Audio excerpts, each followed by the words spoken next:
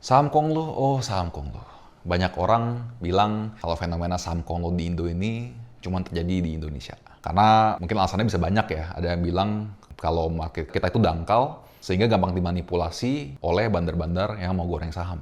Today I say, ya nggak juga. Nah, yang ingin aku garis bawahi adalah ini bukan fenomena lokal, bahwa ini adalah human nature yang akan terus berulang. Faktanya, di Wall Street atau pasar saham Amerika, itu sudah pernah melakukan trik yang hampir sama persis, itu di tahun 60-an. Jadi kalau kamu lagi riding the wave, saham-saham Konglo ini dengan uang pensiun kamu, ya, you are playing a very dangerous game. Di video ini kita akan bedah cheat code yang Konglo-Konglo ini pakai, dan kenapa smart money biasanya bisa keluar duluan, dan kenapa di Compound kita memilih untuk stay on the sidelines dan kelihatan bodoh seperti sekarang, supaya nggak hancur lebur nantinya.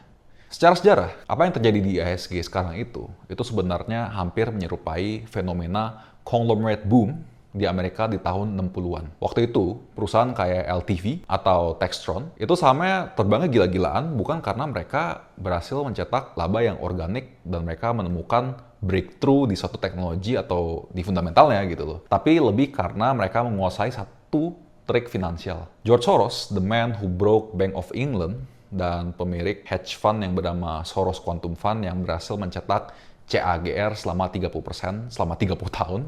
Ini menyebut fenomena ini sebagai Theory of Reflexivity di buku dia yang berjudul The Alchemy of Finance. Nah, menurut dia cheat code-nya tuh kayak gini. Nih, dengerin baik-baik ya, karena ini persis yang sedang terjadi di bursa kita sekarang. Step 1, bikin velocity sahamnya lu itu jadi mahalnya setengah mati.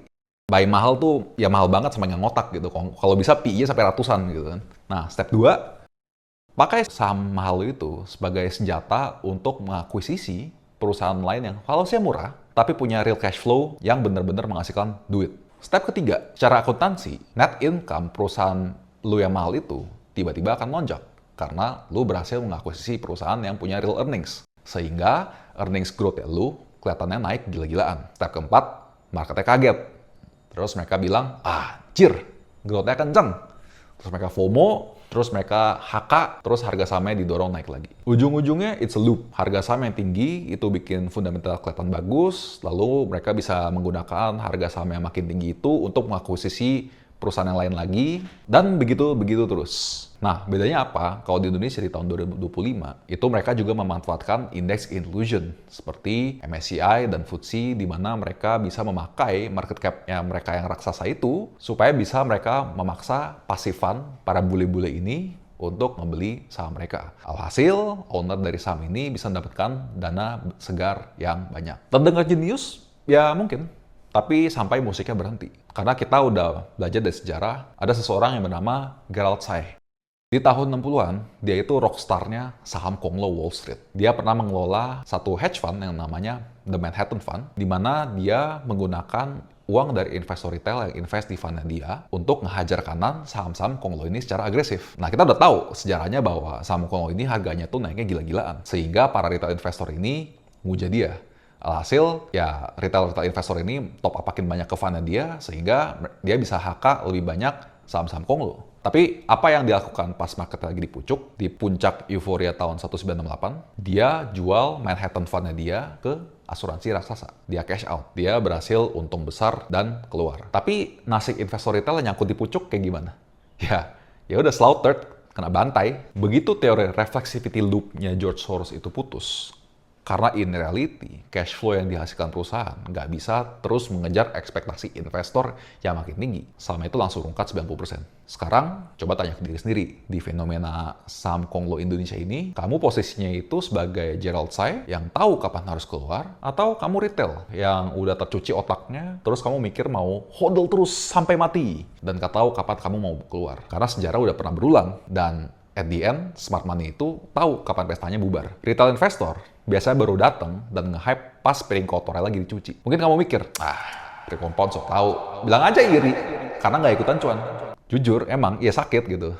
Karena kita lihat saham tetangganya naik ratusan persen, sementara saham-saham kita cenderung lebih adem ayem, atau ya naik sih, tapi nggak segila mereka gitu loh. Itu rasanya tuh nggak enak. Kita kelihatan kayak tolol gitu. Tapi di Compound, kita punya fiduciary duty. Kita tuh advice dana orang lain gitu. Dimana orang-orang ini biasanya adalah profesional sibuk atau entrepreneurs. Jadi kita nggak mungkin pakai dana klien kita untuk berjudai. Model bisnis kita itu juga performance based, alias klien kita cuma bayar kita kalau portofolio mereka itu menyentuh all time high. Jadi ya simply nggak masuk akal aja. Kayak buat apa kita ngambil resiko konyol di saham yang valuasinya udah 500 kali PE, padahal banyak banget saham perusahaan berkualitas, konsisten cetak laba yang bertumbuh, dan sekarang dividennya udah bisa garantit lebih dari 8%. Ya itu nggak masuk akal secara risk to reward ya. Dan data-data juga nggak bohong, kalau ekonomi kita itu udah mulai recovery. Contohnya, M2 money supply itu mulai membaik, likuiditas perbankan mulai longgar. Terus banyak valuasi dari saham-saham kita itu udah at the bottom banget lah gitu.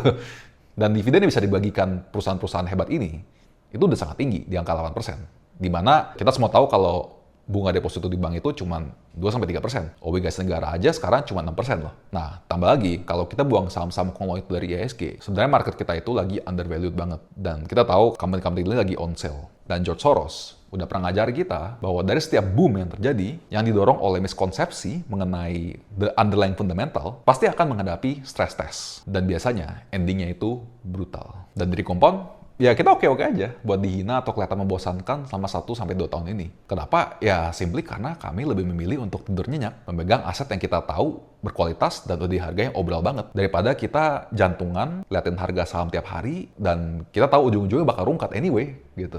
Jadi, kalau kamu ada tipe investor yang mau membangun kekayaan kamu secara jangka panjang, yang sustainable dan anti FOMO, mungkin kita cocok buat kamu. Kalau kamu tertarik mengenai topik ini dan ingin baca-baca lebih jauh, langsung cus aja visit blog kita di sini di blog.recompound.id. Atau kalau kamu tertarik untuk belajar cara kita invest, boleh coba subscribe ke 30-day learning program kita yang gratis. Ujung-ujungnya sebagai penutup, jangan jadi korban sejarah.